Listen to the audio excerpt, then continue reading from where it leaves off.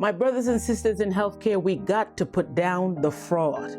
Justice announced a record-setting healthcare fraud takedown, charging 324 defendants in schemes totaling over $14.6 billion in alleged losses, with 96 licensed medical professionals, including at least 24 nurses, facing criminal charges.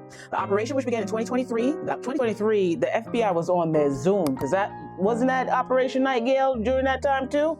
Golly. Spans all 50 federal districts and exposes the deep involvement of nurses in both domestic and transnational fraud schemes.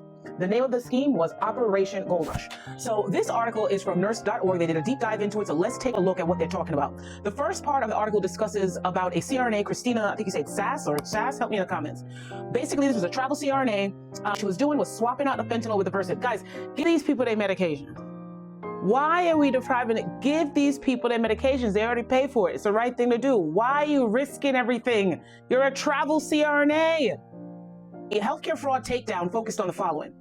The accusations was that it was a large-scale coordinated scheme to defraud federal healthcare program, like Medicare and Medicaid, through the fraudulent billing and false claims, illegal distribution of controlled substances, participation in transnational criminal organizations. This specific transnational group, one, purchased over 30 legitimate U.S. medical supply companies, especially those that were enrolled in Medicare, and turned them into shell corporations in order to be used for fraud, stole the identities of over 1 million Americans, including patients and physicians, and submitted $10.6 billion in bogus Medicare claims, mainly for DMEs, launder the proceeds through a complex network of bank accounts, crypto, and other shell companies.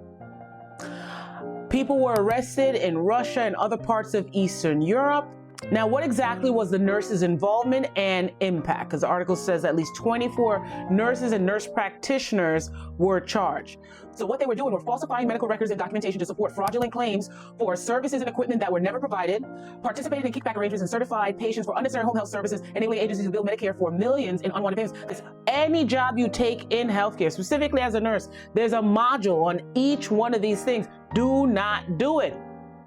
Also facilitating turning a blind eye to identity theft and fraudulent billing.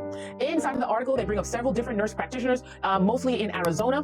One of them was charged with conspiracy to commit healthcare fraud by billing Medicare for medically unnecessary amniotic allograft procedures through kickback bribes. We got to put down the fraud. This is getting from bad to worse. Nurses, I do not have to reiterate how hard you have to work for your license. Those alphabet boys do not play around. They will circle back on you. They always get their man, okay? Put down the fraud.